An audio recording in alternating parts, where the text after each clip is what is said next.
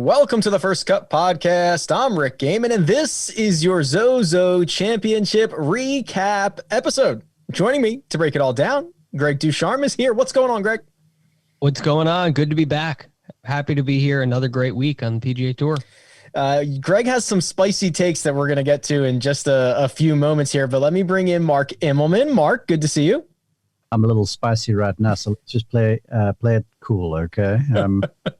Remember, it's NFL Sunday, and I'm a Falcons fan, so let's just put it to bed right now. I've gotten you a couple times already this year. I think we're probably good for a while. Now I'm starting to feel a little sorry for you. I'm feeling sorry for me too. In fact, I don't even look. No, I'm faithful. I'm like the Labrador Retriever. I'm going to stick to them. I'm going to keep coming back, wagging my tail with a smile on my face, hoping for the best, and just expecting the worst right now. Mark, if I were you, I'd take the rest of the year off, right? Just take a break from them. And when they get Trevor Lawrence, then you can start rooting for him again. Yeah. No, Matt Ryan's looking good. I mean, that's goodness. No, he really is. He gets so well. This is a golf podcast. We'll keep it there. But Matt Ryan's impressive. I mean, Kyle and I were off the rails at 0-0-0 of last night's episode, so it's all good. Let's talk a little bit of golf. Patrick Cantlay, 23 under par, thanks to a final round 65, is your ZOZO, what do you call him, a ZOZO Championship champion? And Greg, we were kind of talking about this before we went hot. It's almost shocking that this is only his third win. We were, even last night on the podcast afterwards, we were saying it's weird that he only has 2 wins. Are we sure he doesn't have any more than that? He doesn't. It's weird. He's constantly in the top 12, 15 of the world. He seems to always be near the top of the leaderboard, but this is just his third victory on the PGA Tour. Well, he joins elite company. He is joined by only one other player to be a ZOZO Championship champion, and it's Tiger Woods. So he's doing something right. Anytime your name's on a list with just Tiger, you're doing pretty well. But anyway, yeah, it is a little bit surprising. But if you think about it, he was the number 1 amateur in the world. And he was a can't miss kid coming out of UCLA and a superstar, and rightly so, the best amateur player in the game. And he gets to the PGA Tour, and there's a couple of injuries. And the beginning of his career, the early stages of his career are they kind of sputter along. He can't play a full season. He can't play a full schedule. And we never really got to see that talent in full swing. And he had the incident with his best friend, if you remember that story, which is just a tragedy. And that's the different kind of injury, an emotional injury that you got to deal with. So the beginning of this career was not very smooth, and it wasn't necessarily his fault. So now that you're seeing a Patrick Cantlay who is in good form, you're seeing regular appearance, you're seeing consistent performance. Well, this is what you get, because this is the kind of talent that he has. And I guess question I have for you guys, where do you stack him up with a JT and a Jon Rahm, who we think so highly of, and rightly so? What are your thoughts on a Patrick Cantlay? Is he in a class with the Jon Rahm and JT, or is he kind of a step below? Rick, you want to go ahead? I was deferring to you, Mark. Well, yes, the thing, you make a great call, Greg, with the fact that the first, I would call it almost half of his professional career. He turned pro in 2013, I believe it was. And the first half of it was marred by just disaster. There was a horrid back injury, the death of his friend. And I feel like he's sort of hit his sweet spot now. And he's found his way. I mean, he rocketed up the world rankings to one of the top 25 very fast. And so from my point of view, it's very much like, certain guys like a Justin Rose, who doesn't claim a lot of the spotlights, but their game just speaks for themselves. I mean, Patrick Cantlay is a softly spoken guy. My interactions with him have been, he doesn't say very much at all, but he lets his clubs do the talking. And so when his clubs talk, yes, I believe that he's a part of that conversation. He just doesn't grab the attention of everybody. He's one of those sorts of people that goes, oh, there's Cantlay. Yeah, I'm not surprised. But no one speaks about him before the event, really. And so there's a lot of that going on. But I got to tell you, in terms of ball striking, he's well up there. In terms of just coming through during the moment, because he's proven that he can close things out now. He's done that a few times, 3 times now, on good golf courses. So, yeah, I believe he's earned his spot in that conversation. I think I'll agree with that in a big way, Greg. And I think he falls victim to two things that are probably a lot of our fault, which is we look at wins. So often we count wins. How many victories does Justin Thomas have compared to how many victories Patrick Cantlay has? And I think we know in the back of our minds we shouldn't just be grading these guys on how often they raise the trophy on Sunday afternoon. So I think he falls victim a little bit to that, Greg, but I also think he falls victim to exactly what Mark was talking about. Like, if you asked anybody, like, what does Patrick Cantlay's voice sound like? I don't know. Like, I've rarely heard him speak, and he flies so far under the radar that it's really hard to put him in the echelon of the guys that you asked about. You know, here's the other thing, and we were talking about this a little bit earlier. Mark said almost over half of his career has just been stunted. And you look, he's 28 years old, yet he's only played 2 seasons on tour with 20 or more events. It's been a complete, I mean, in 2012, first year as a professional, 7 events, 7 and 13, 5 and 14, and 15 just 1. Then in 17, he plays 13 events, and the performance, he has 4 top 10s in that. He has a 2nd place, a 3rd place finish, 18, 23 events, 19, 21 events. And now this past year, it's another shortened season because of the COVID situation. He plays 12 events, and now he's got 3 so far this year. So, I mean, for a guy that's 28 years old, and we're looking at it saying he only has 3 wins, but he really only has like 3 seasons on tour where he's really been a full-time player. So I think that's a really big part of it too. Yeah, I was just going to add to that. You took the words out of my mouth that he's only 28, and the JTs and the Rahms. I mean, this is that's sort of the age group, the 20-somethings that are going on, where it's so hard to believe that Rory is out of that group now in the 30-something.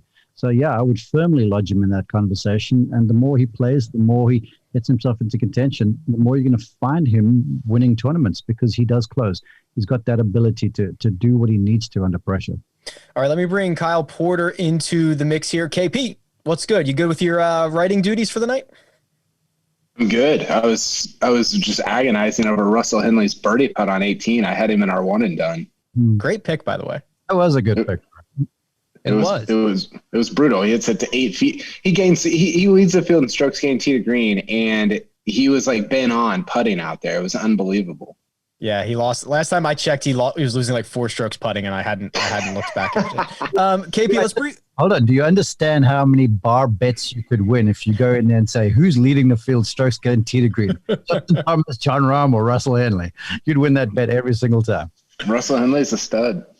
Quick side note. So I was in Hawaii. My sister used to live in Hawaii, Mark, and they replay everything super late there. So we were at a bar watching a golf tournament that had already happened much earlier in the day. And I was betting a guy next to me who was going to win, but I already knew the outcome of all of those shots and everything. So you got to know your time zones a little bit. Awesome. That's awesome. KP. So I think the big moment for a lot of for Patrick Cantlay, for Justin Thomas, was the iconic, I guess it's the iconic hole on the course, the par 3 15th, where we'll talk about how it kind of got to Justin Thomas a little bit, but Patrick Cantlay gets there in the midst of an absolute phenomenal run. This is probably one of the last shots that can really kind of derail the momentum that he has going on. He steps up, almost holes it, knocks it to 10 feet, rolls the birdie putt in, and that's when I thought we were going to get Vince Carter .gif.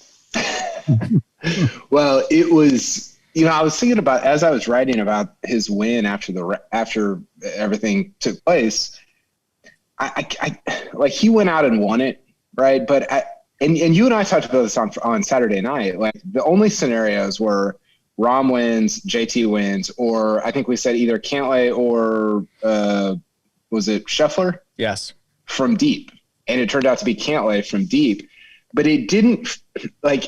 I think he only gained 5 strokes on the field in the final round. It didn't feel like this extraordinary round that Rahm and JT shouldn't have been able to overcome. I mean, he hits the shot into 16, and you're like, what is he doing? He makes a 6 on 16, and he went out and did it. He hit, I think, 3 birdie putts of 15 feet or more, but it didn't. To me, it felt like Rahm and JT kind of threw it away a little bit down the stretch. Kyle, extraordinary final round, or not so much. You say the guy made 9 birdies. in the group just a couple in front of the leaders. I think that's pretty extraordinary. I'm keen to hear your take there. Yeah, I mean, it was a good final round, but it wasn't like he went out and gained 7 or 8 strokes on the field. It was a I would call it a really good final round, not an extraordinary one. And I thought it would take an extraordinary one to beat Rahm and JT. Okay. No, the thing about that, Kyle, I think it feels like that. It feels like Rahm and JT let it get away because of the back nine performance. And I think it's true. I mean, they both shot even par on a second 9 with 3 par 5s. You got 9 holes with 3 par 5s, and the world number 2 and world number 3 shoot even par. And that there's no way you can expect that. I mean, I'm sitting there after the 10th hole thinking that it's probably going to take 26 under to win. I mean, 25 is probably a playoff. And here we are, 24, and 24 under wins outright. And that's surprising. And it's not, over the top to think that these guys are going to shoot a couple under par with that number of par 5s and the caliber of player that they are. So I think that takes away from the round that Cantlay shot, which was great, but it didn't feel like he it felt like Rahm and JT could have definitely beaten that round from Cantlay. Yeah. See, this is where I feel like people like us make this mistake often, where we just assume these guys are superheroes, and just because they're playing well, they're going to go bananas and just shoot the grass off a place. I mean, there's a lot of pressure when you're in contention, especially when you're in the final group. I don't care if you're the number 1 player in the world or the number 1,000 player in the world. It gets real. And so all of a sudden the margins are a bit finer, and all of a sudden the hole is that little bit smaller, and all of a sudden you get that one funky lie, and then you miss a medium iron well right, and you make an unreal save for a par. So we've got to be careful in the interests of understanding this great game that we play, that you can't just give out birdies. Stuff is earned. And yeah, did they do what we kind of were shocked at over the final 9? Absolutely. But that's what golf is. That's what playing under pressure is. And what Cantlay did, to his credit, he went and got them over the final 9. He certainly did. Let's talk about the back 9. We can kind of lump in Jon Rahm and Justin Thomas here together, because I think Greg raises a really good point. I mean, both of these guys might feel like they let this one get away, especially Justin Thomas, Kyle, who he played an 11-hole stretch at 1 over. He didn't take advantage of the par 5s. He got really loose on, what would that have been, 16, where he's in the middle of the fairway in a par 5 and he hits it into the penalty area, right? And he felt like he knew things were slipping away a bit. Well, he played the last 12 holes in even. Yeah. And I mean, I think that's the point, is like, if you take the last 12 holes and you say, okay, JT has to play it in 1 under with however many par 5s that is, probably 4, to get into a playoff. I mean, you're going to, like, that's definitely going to happen. And then it didn't. And honestly, he was lucky to play it in even. I mean, it could have been 2 over. It could have been 3 over. The shot he hit on 16 was an abomination. Like, it was off the planet. Like, what is he doing? And you heard him on the broadcast. He said, I'm so scared to hit it left. And it's just, and then the shot he hit on 15 where he leaves it short, and it was kind of a mess. And I think part of the thing here is we're so used to guys like Rahm and JT kind of closing things out in a dominating way, and they just didn't do that at all. And I mean, to Mark's point, like, you can't bank it until it happens. And I think that's what makes some of this stuff so interesting. We saw Patrick Cantlay go through 15, throw a dart in there, make the putt. And then, Greg, we saw Justin Thomas get to 15, and it was just as much mental as it was as it was physical for him in that moment. He was trying to figure out the wind. He backed off the ball twice, trying to figure it all out. And then he leaves it short, kind of embeds it into the front of the penalty area there. I mean, that was, I think, very clearly the turning point, and he could have kind of saved it on 16, but 15 was, I think, the moment. It's really fun to look at a golf tournament in this sense. You look at where Patrick Cantlay's ball lands, how far away that is from Justin Thomas's ball. And it's it's not, there's not a lot of space. It's like a yard and a half. Those two balls, right? Yeah. A couple of paces. And to think that this is where what Mark talks about is is really interesting and really accurate, because you look at those two shots and you think that Cantlay is a hero and JT did something horribly wrong, right? It's a bad club selection. Because he is off by 1.5 yards, he's off by a whole club. And that's the fine lines, the fine margins that we find in the game. So, but you just wonder, if you're JT and you're looking back on this, knowing now that you finished one back, did you make a mistake on 15? Was that the time to be super aggressive? Knowing you got 16, 17, 18, all birdie holes, did you force one when you didn't have the right club? I don't know. Maybe he wasn't feeling very confident with his game. I mean, I look at it, what he did on the second 9, and it's a little bit errant, not just on 16, but there's a number of tee shots where he misses to the right, and he hit some good ones. The one on 18 was awesome, but he sprays it sometimes with the driver, especially the shot on 12. He pulls a 6-iron left and has to make a 15-footer for par. There was definitely some flaws in the game this week, and I wonder if he felt that and felt like he really had to make something happen on 15. Well, I think it's got to be frustrating for him, because he goes out, he hadn't been putting well, right? That's what we talked about all year with JT. If he putts well, he'll win. If he putts well, he'll win. And this week he putted it great, and he played below average from tee to green for him. I mean, he normally sits at like two strokes around gain from tee to green. I think this week he was 1.5. And and we saw this at the U.S. Open with him. The driver gets really wild sometimes, and he couldn't find the fairway when he needed it, especially on the weekend, especially on Sunday, I guess. So yeah, it's got to. If you're JT and you have the kind of putting week that he did, you got to be frustrated that you didn't win the golf tournament. Kyle, do you look at JT's game and think, because we've talked about this a lot, I think we talked about it last week or the week before. Do you still think he has no holes in his game? Do you think there are some holes in that game? Well, I thought that, I thought you brought up a good point, that it's not as level as I've kind of purported it to be. Like Xander's more of like, or even Rahm is more like of a level guy where everything's kind of the same. And JT's, I think more with and you saw this on 18, he tries to hold that shot on 18 and he almost holds it. You're like, oh my gosh. So I think his iron game, and I love that you pointed this out, because I think it's correct in that his iron game is better than maybe some of the other parts of his game. And, he's a good driver. I don't know that he's a really great driver. I don't know that he's like a top 20 type driver. And then the putter, I chalk up 2020 to kind of an off year, because you look at the rest of his numbers throughout his career in terms of putting, they've been pretty good. So I would say right now, to me, it's the driver that feels like a little bit of a hole. If I might add to that, there's no player, and I've made the mistake too, saying, well, he's got no holes in his game, or talking about anyone. Everyone in the world's game has a hole in their game. But where you can see where they're just a great player and they play around deficiencies is when things aren't good, like Justin Thomas was. He wasn't at his best. Everyone could see that from a mile away. But he found his way around the deficiencies, and there was really one iron shot that caught him out. There was one bad decision on the par 3 you guys were talking about. I thought there was just silliness between he and Jimmy not to go with a longer club, put 3 on the card, because I've never seen a bad 3 anywhere, okay?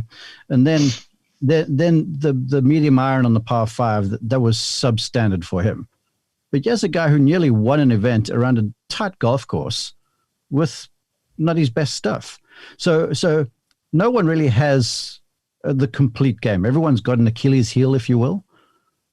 But what the greats do, and Justin Thomas showed that, and Jon Rahm showed that, and Tiger Woods showed it a lot, and all these sorts of guys, they find a way to still put the number on the card. So it's not like you can say to them, well, he's going to do this, and he's going to do that, and he's going to do this. It might not be the case. But at the end of the day, the number at the bottom right-hand block of the scorecard is something that's keeping them in the game. So when Sunday afternoon rolls around, they have a shot to win the tournament. That's the way I tend to want to look at it. I think, Greg, and I want to get one last crack at this, because I think we were talking about this. I think we've talked about this a couple of times with the mics off, right? Is to me, and I don't know how to describe this. I don't know of a stat that we can look at it, but like, JT to me is the best driver of the ball who gets really, really loose at times. Like he doesn't just miss fairways when he misses. He gives us a great one of these, right? He gives us something real special, and I don't know how to quantify that. And sometimes it rears its ugly head at the wrong time. So I don't know what it means. I don't know how to quantify it, but I think you're onto something that, like, when it's off, it's really off. Yeah, it's something I think he's got to, well, there's a couple different ways you can look at this. From a coach's perspective, I look at JT's game, and I think there's a right miss that is, it exists off the tee. He's missed left off the tee too, and he's feared left as he did today. But his miss is to the right in general, way more often than it is to the left. And he gets on the putting green, and just take a look at through time, and especially this season, how often he misses putts to the right.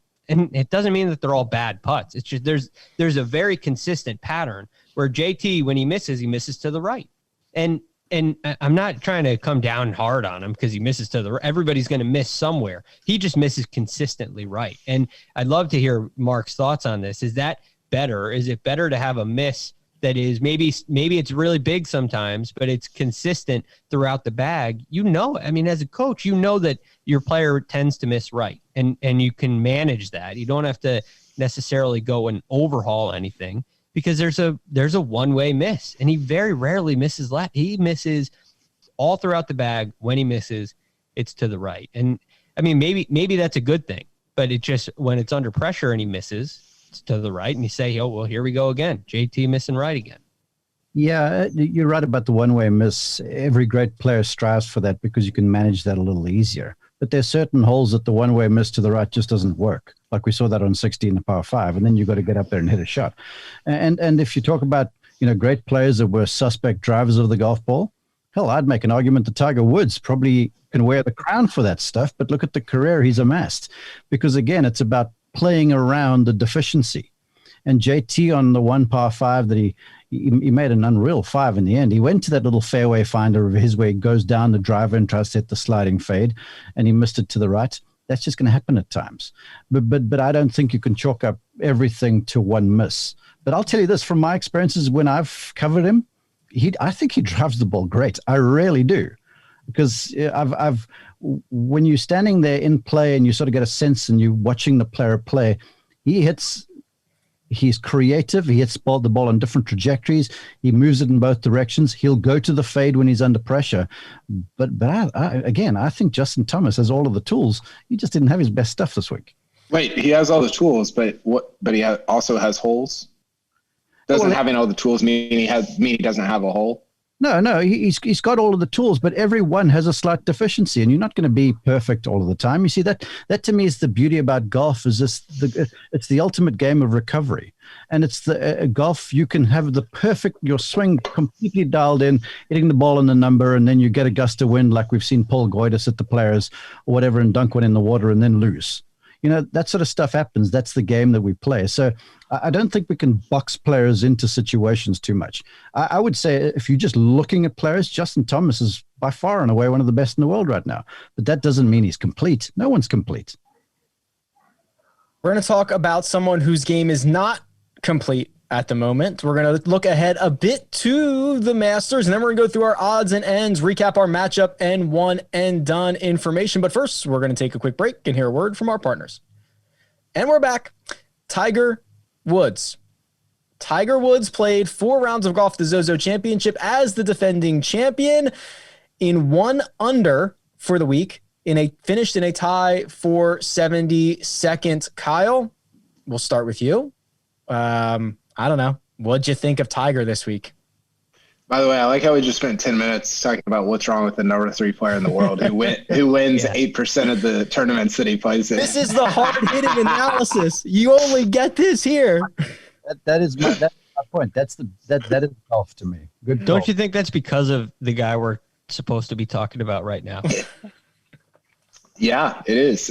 Tiger is here's so I wrote about this coming into the week. I wrote that Tiger is going to contend or win again at some point when we don't expect it, because every time that his body allows him to, that he's healthy, for the last 25 years, he's done that. And we don't know when his body's going to be healthy, but if and when it is, then he's going to contend and possibly win, which I think is what makes this week a little bit problematic, is that he seemed pretty healthy and he played terribly. I mean, he was just lousy throughout. I mean, every category. I mean, I'm sure he did say the same thing in his post-tournament breakdown or interview, press conference, whatever.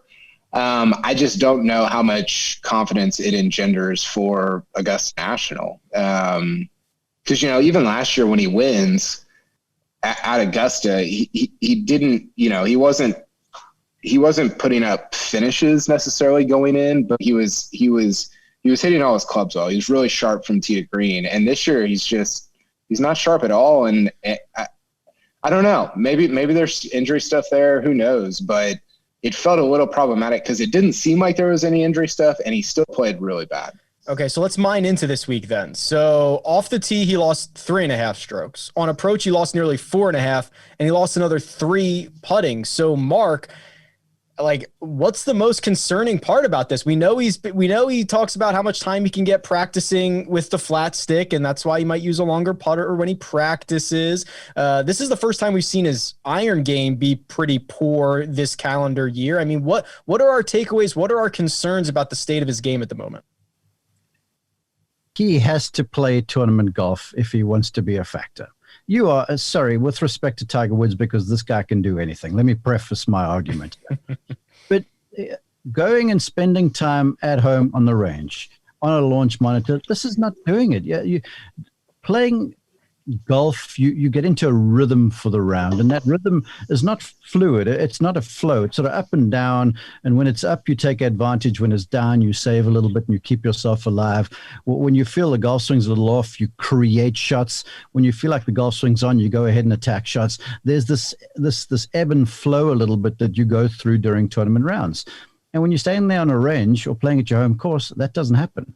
And then all of a sudden, when you get an early tee time and the weather changes on you and you weren't prepared for that, that's part of tournament golf. And so I think he needs to play. He needs to play in competition. And I firmly believe after watching this week, because I figured, look, if there was going to be a week that he was going to come through, it would be here.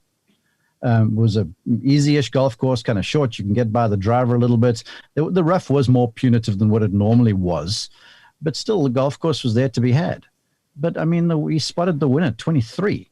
So he's gonna have to play in Houston somewhere before the Masters just to get a little mojo going. Because this is not. My iron game wasn't there. I can go and work on it. My driver wasn't there.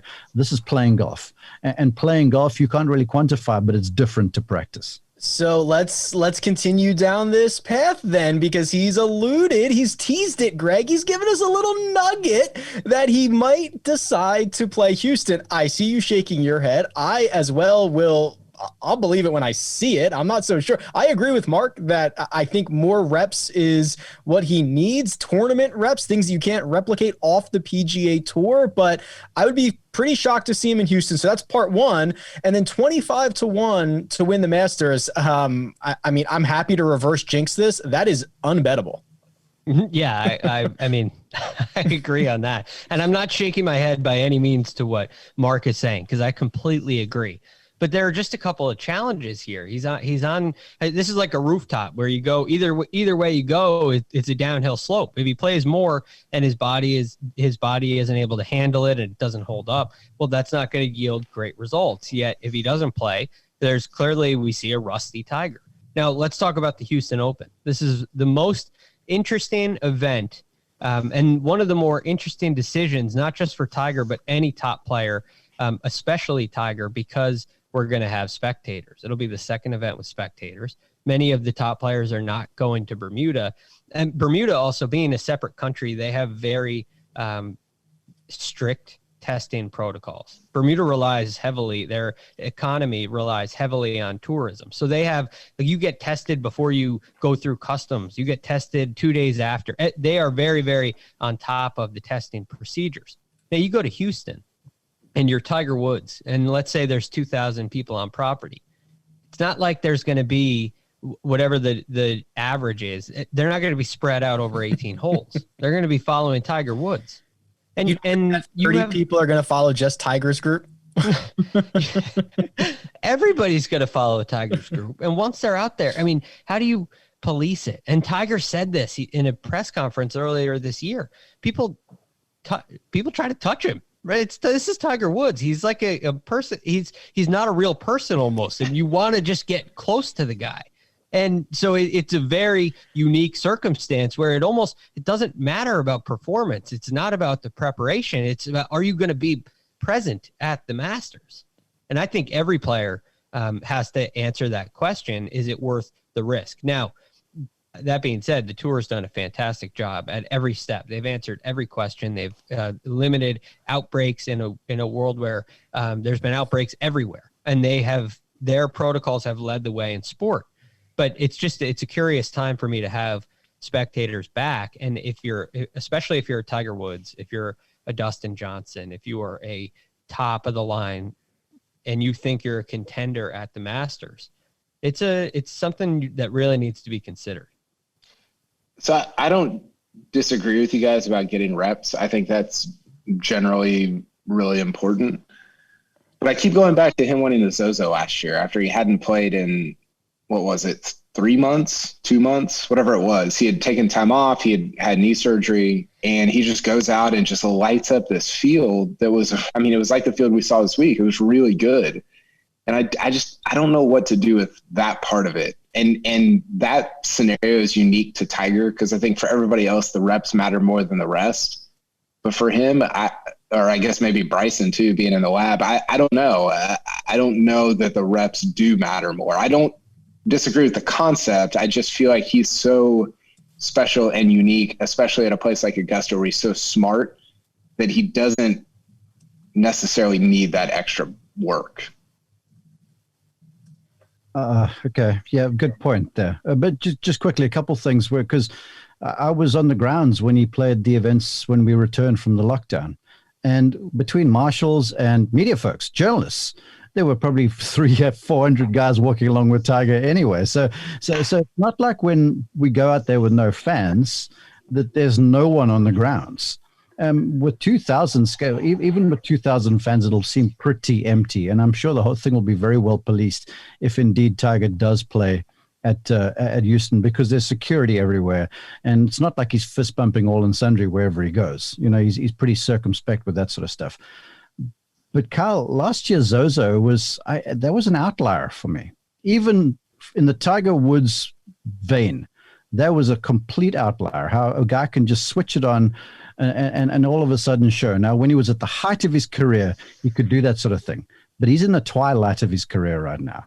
And so when you're in the twilight of your career, your body doesn't respond as much as what you used to. And all of a sudden you catch it on a good day, then everything's fine. But it's over 4 rounds, and it's the ability to survive 4 rounds I think is a big deal. I mean, if he played 4 days like he did in the second round, we're not having this conversation. But again, it's part of the I'm in and out of golf. It's rest, it's early tee times, it's all that sort of stuff that you got to get used to again. And Japan to me was a bit of an outlier.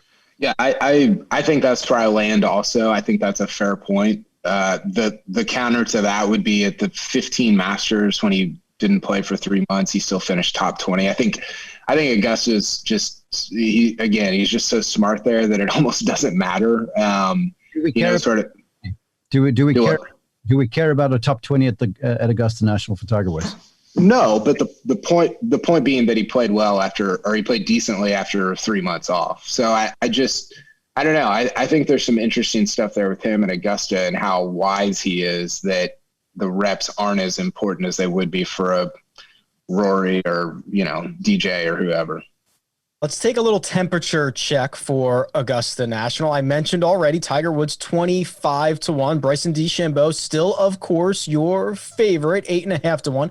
Jon Rahm and Justin Thomas right behind at 10 and 11-1 respectively. Rory McIlroy also 11-1. Greg, we'll start with you. Obviously, there'll be plenty of preview stuff that we'll do leading up to the Masters. But if you're looking at this board right now, does a Patrick Cantlay, who's now 25-1, Are you a little bit more interested in that? Is there anybody else that we should be eyeing as we are now, 2.5 weeks away? Absolutely. The guy to me is still Xander Schauffele. I mean, you got to be looking at him as a big timer here this week. I mean, tied 17th this week, which I thought was a better performance than I expected out of him, because if you look at the trends, when he's had really close, narrow defeats, the next week has been a little bit of a letdown, a little bit of an exhale, but then basically, with the exception of 2 events, his entire 2020 year has been extremely steady, which is remarkable. And he steps up, his game elevates in bigger tournaments. The bigger the tournament, the better he plays. And so I think he is kind of your lock contender.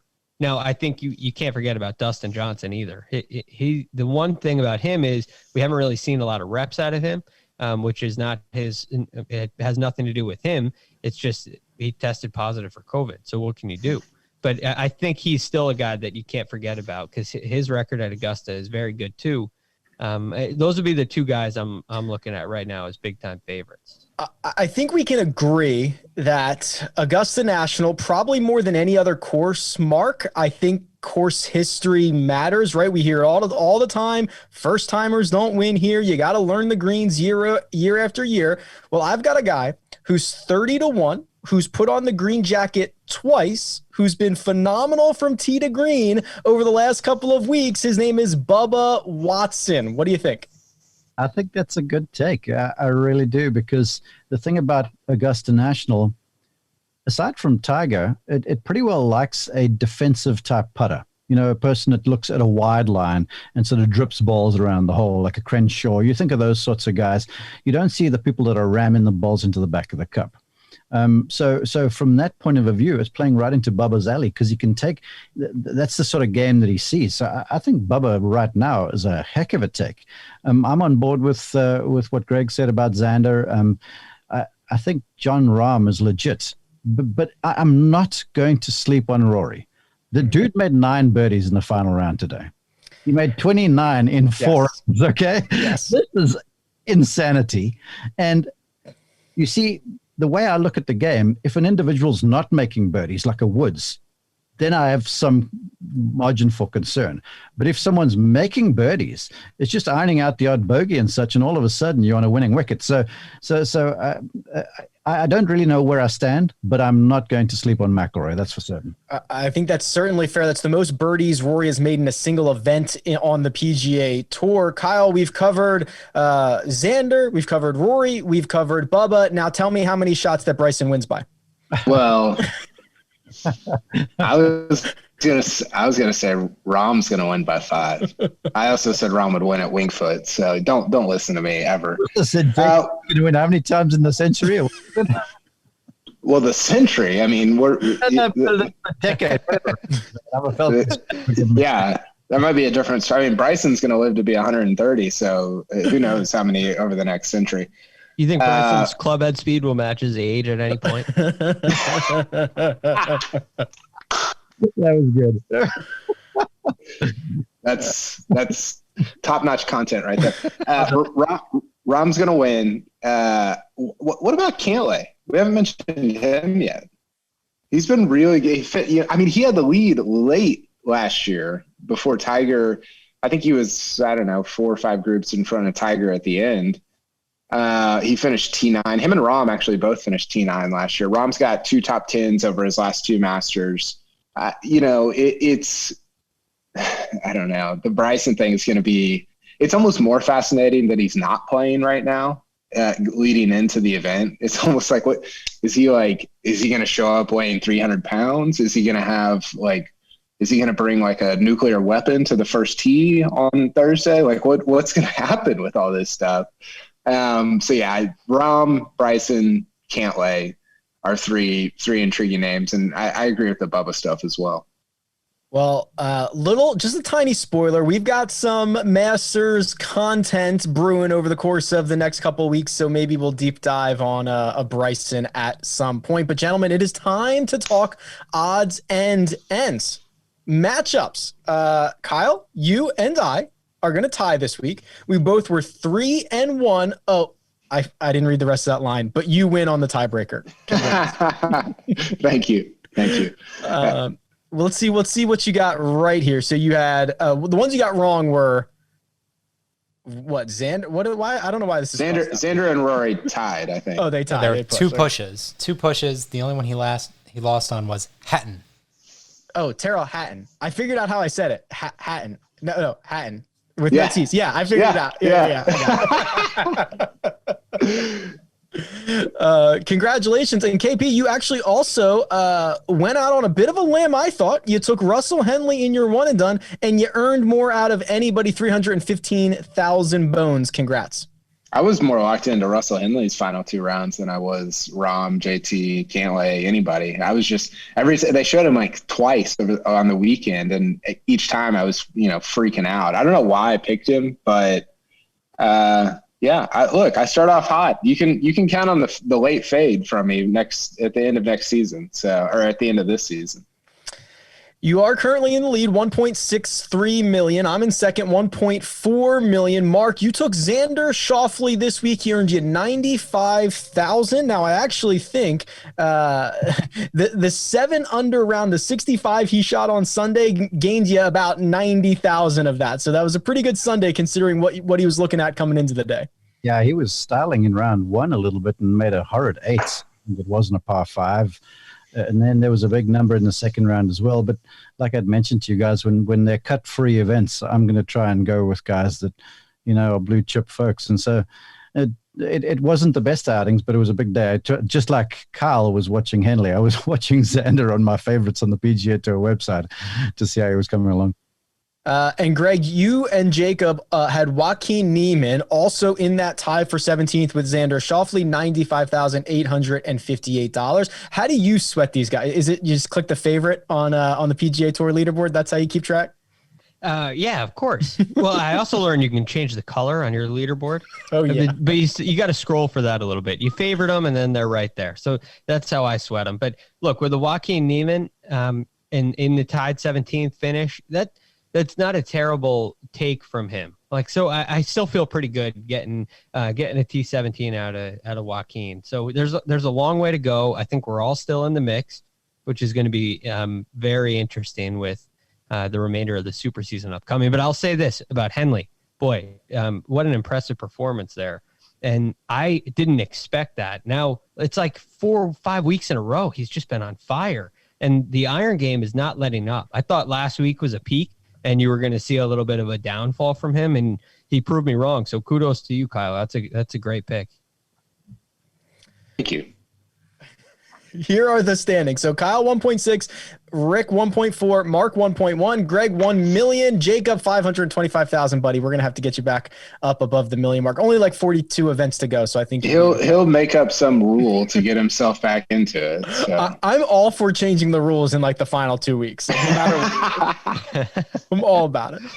All right, gentlemen. First of all, thank you very much. We are going to be back, of course, next week for the Bermuda Championship. We'll do the preview content, but might forego the round by round stuff for some early Masters content. Producer Jacob might make the call on that, so stay tuned. We'll obviously tweet out everything. Let me thank Greg Ducharme, who you can find on Twitter at TheRealGFD. Let me thank Mark Immelman, who you can find at Mark_Immelman. Let me thank Kyle Porter, who you can find at Kyle Porter CBS. You can follow me at Rick Run Good. This has been The First Cut, and we'll catch you next time.